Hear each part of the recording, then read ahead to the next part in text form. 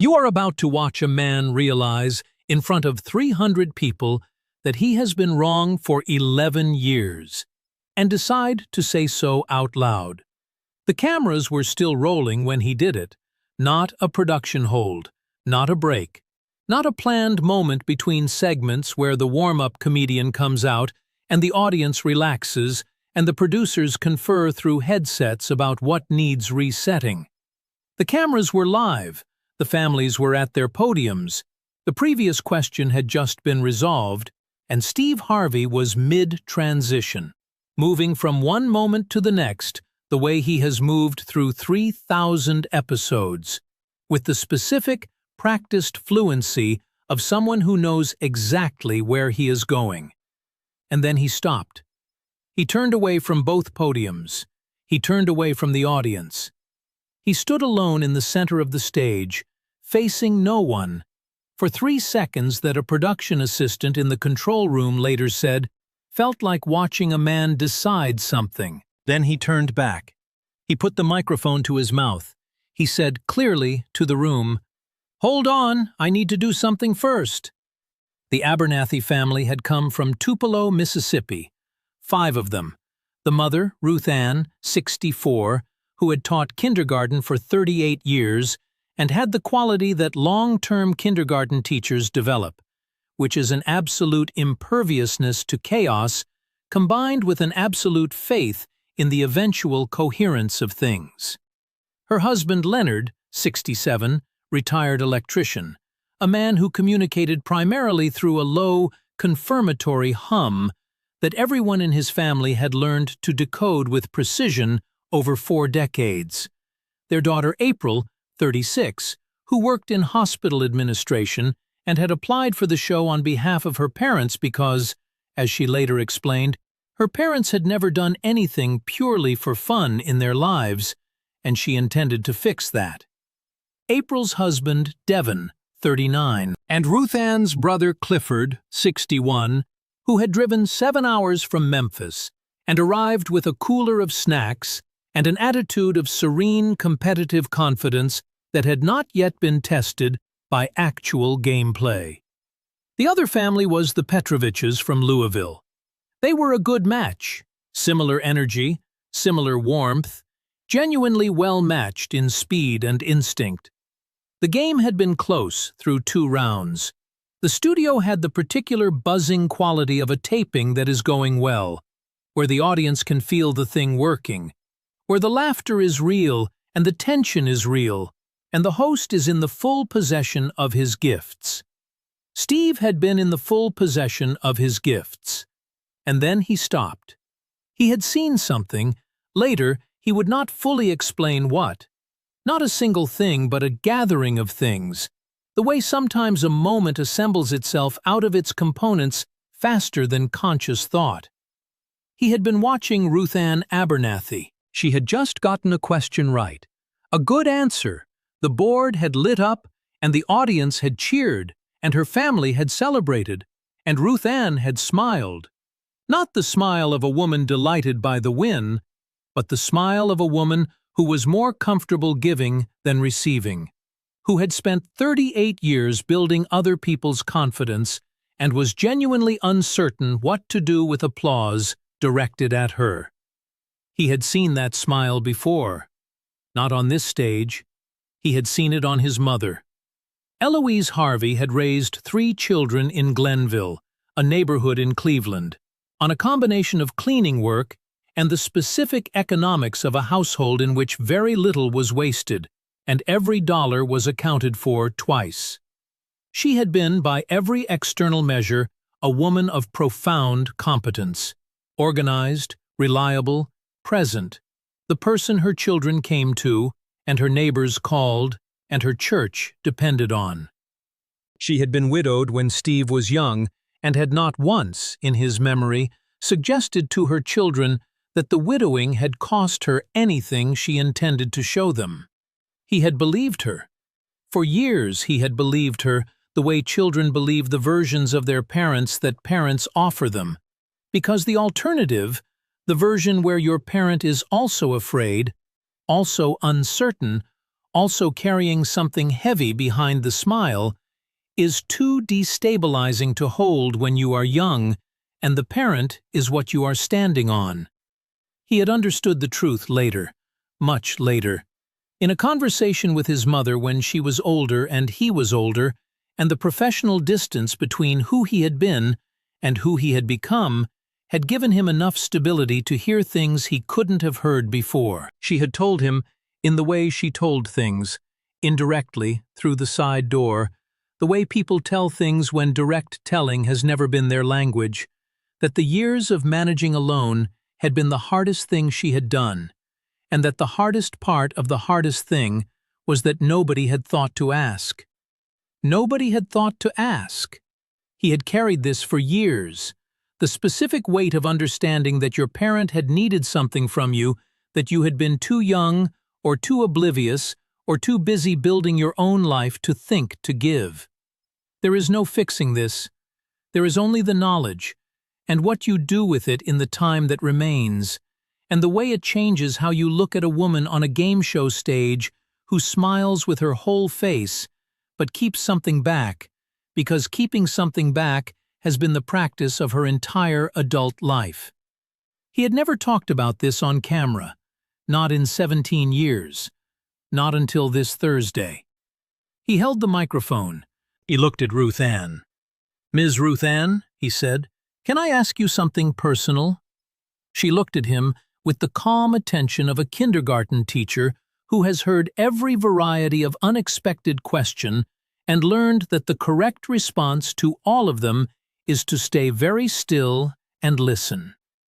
"Of course," she said. "How long have you been taking care of everybody else?" The studio fell completely silent.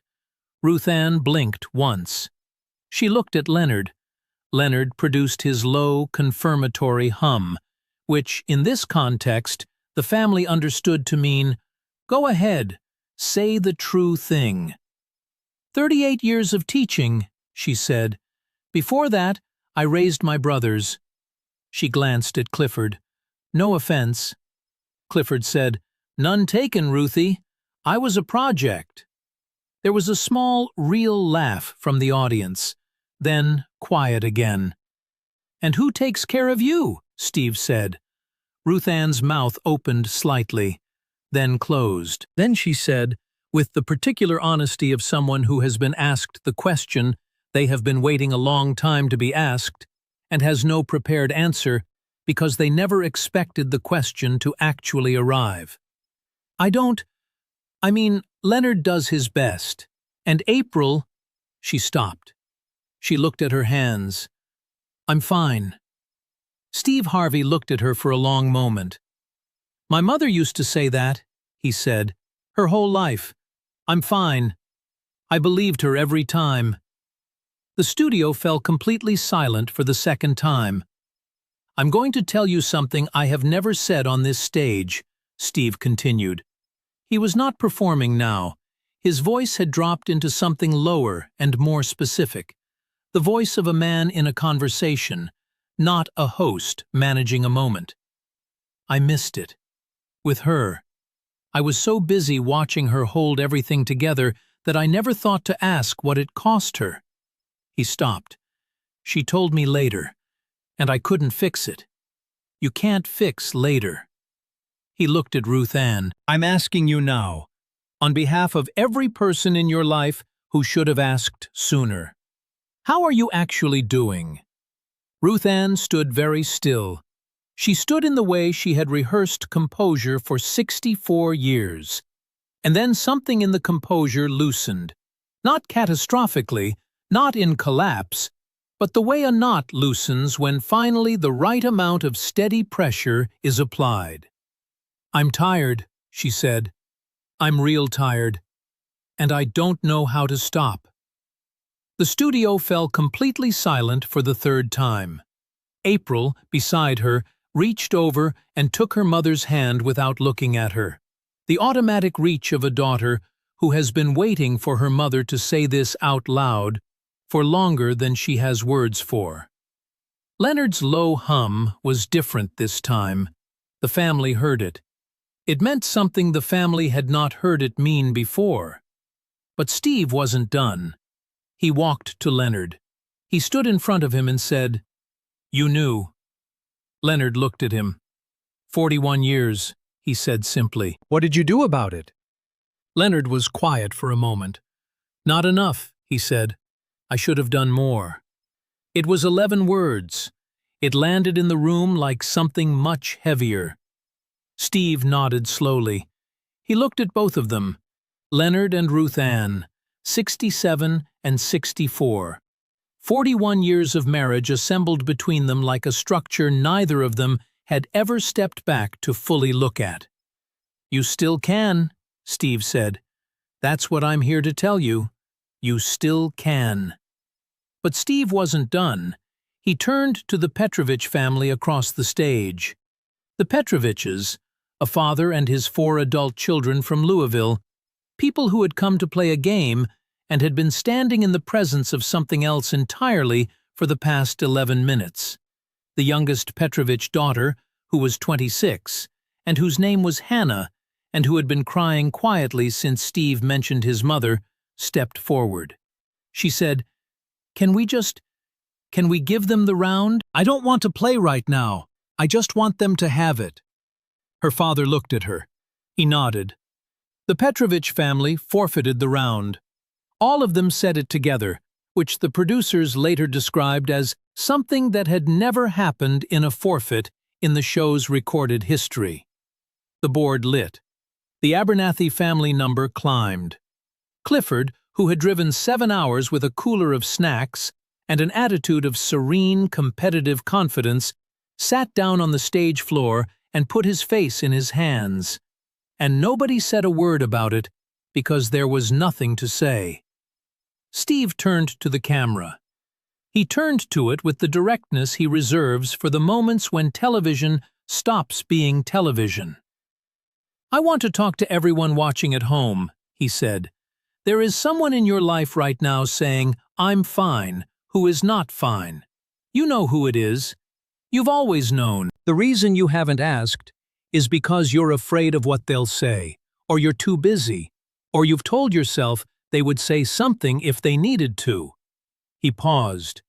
They won't. The people who hold everything together do not ask for help. That is why they hold everything together. He looked at Ruth Ann. Ask them anyway. Ask 4 times if you have to. Don't let them get to later. A sound operator named Marcus, 7 years on the show, was doing his job with his full professional attention. His eyes were doing something separate from his job. The warm-up comedian in the wings had both arms folded tight across his chest, chin down, the posture of a man deciding whether he is about to cry in a professional setting. The audience was still. Not the anticipatory stillness of an audience waiting for what comes next. The stillness of people who have stopped waiting for anything because what is happening right now is enough. The clip released the morning after broadcast. Not 90 seconds, 4 minutes and 12 seconds, longer than platforms usually reward, and it was watched to completion at a rate that the distributor's analytics team described as statistically anomalous. 31 million views in the first 9 days. The comments section became something the platform's moderation team flagged as unusual. Almost no arguments, almost no crosstalk, almost entirely people writing 1-sentence confessions. I called my mom. I asked my dad for the first time in 40 years. She cried. We both cried. Thank you. The thread of 1-sentence confessions ran to 84,000 replies before anyone began cataloging them. 3 months later, April called to tell the producers that her parents had taken a vacation. Their first vacation, without children, in 22 years. They had gone to the Gulf Coast. Ruth Ann had sat on a beach chair for 4 days and read novels, and allowed Leonard to bring her things, and had not organized or managed or taken care of anything except herself for 96 consecutive hours. She had told April afterward that she had not known she needed it. April had said, "Mom, I know." Ruth Ann had said, "You should have told me." April had said, "I did, 3 times." There was a pause. Then Ruth Ann had said, "You needed to ask for." A year after the taping, Steve Harvey was asked about this episode in an interview. He said it was not a planned moment, and he could not have told you in advance what made him stop the cameras. He said, "Sometimes you see something in someone's face, and you know what it means because you have seen it in someone you love and failed to respond, and you have been given a second chance to respond, and you do not let it pass." He said his mother was still alive. He said he called her on Tuesdays. He said, "I ask her 4 times now. The true thing usually comes on the 3rd. Today, Ruth Ann Abernathy still teaches. She retired from the classroom at 64 and then unretired at 65 because the school called and she couldn't say no. And the truth is, she didn't want to say no, because teaching is not what she does. It is some fundamental part of what she is. But she teaches 3 days a week now instead of 5. She spends Thursdays doing exactly what she wants. She has not yet identified what that is with precision, and she has decided this is acceptable. The not knowing is part of it. She is learning to be comfortable in the space where there is no one to take care of, which is perhaps the hardest thing she has attempted in 64 years. Harder than the classroom, harder than the raising, harder than the long, competent decades of holding everything together. Leonard brings her tea on Thursday mornings. He has been doing this since the week they got home from the taping. He has not mentioned why he started. She has not asked. Some things do not need to be said to be understood. Every person you know who never complains, who is always available, who holds the room together and organizes the thing and shows up first and stays latest, that person is also a person, not a function, not a resource. A person with a weight and a weariness and a threshold they have probably been approaching for longer than anyone has noticed. The ask costs almost nothing. The not asking costs everything, compounded over decades, paid in the currency of tiredness that nobody sees because the person has decided it is not something worth showing. Steve Harvey stopped 3,000 episodes in his tracks to say this out loud. It is not a complicated lesson. It is just very easy to forget. Share this with someone who has been saying they're fine for too long. And subscribe, because every week there is another story that almost didn't get told, and you should be here when it does.